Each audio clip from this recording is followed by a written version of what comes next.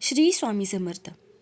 आजच्या व्हिडिओमध्ये आपण स्वामी अनुभव आणि प्रचिती पाहणार आहोत. भक्तीचा महासागर. दत्त जयंतीचा दिवस होता.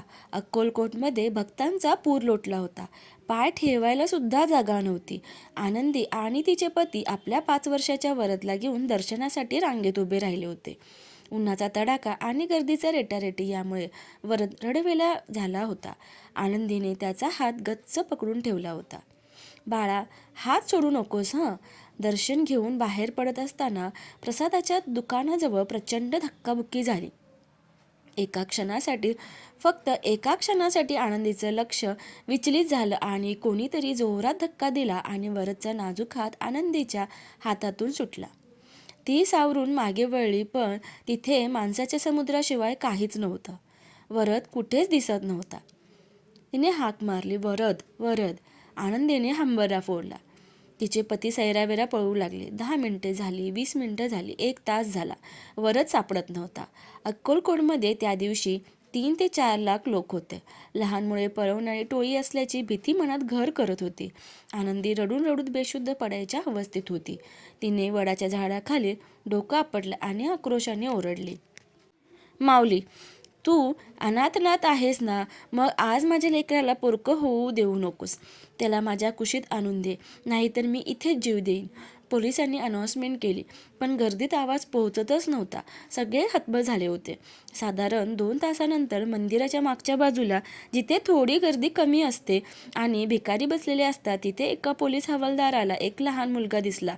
तो मुलगा रडत नव्हता, उलट तो कोणाशी तरी हसून गप्पा मारत होता. पोलीस धावत तिथे गेले. तो वरदच होता. आनंदी आणि तिचे पती तिथे पोहोचले. आनंदी धावत जाऊन मुलाला मिठी मारली. बाळा, कुठे गेला होतास? मी जीव सोडला असता रे. पण वरद एकदम शांत होता. त्याच्या चेहऱ्यावर भीतीचा लवलेशही नव्हता. त्याच्या हाताला एक मोठा गरमागरम पेढा होता.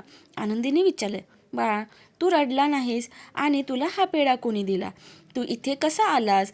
मुलाने आपल्या बोबड्या भाषेत जे सांगितलं ते ऐकून तिथे उभ्या असलेल्या प्रत्येकाच्या अंगावर काटा आला. वरद म्हणाला, आई, मी हरवलो होतो. तेव्हा खूप रडलो.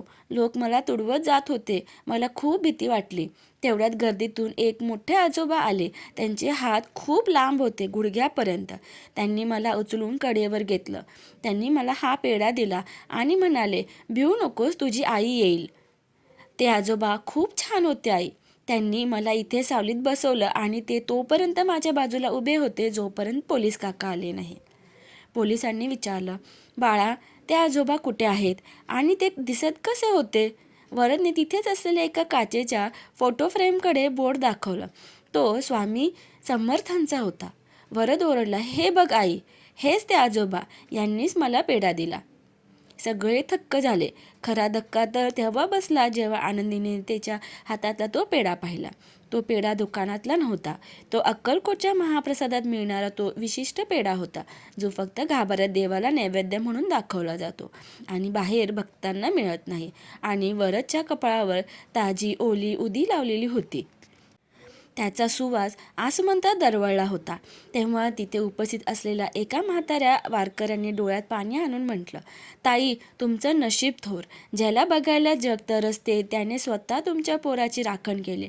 साक्षात अजानुबाहू स्वामी समर्थ तुमच्या लेकराला सांभाळत होते. आनंदीने त्या फोटोसमोर साष्टांग दंडवत घातला.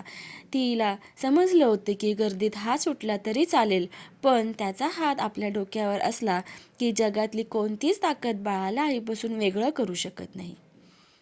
भिवू नकोस, मी तुझ्या पाठीशी आहे. श्री स्वामी समर्थ.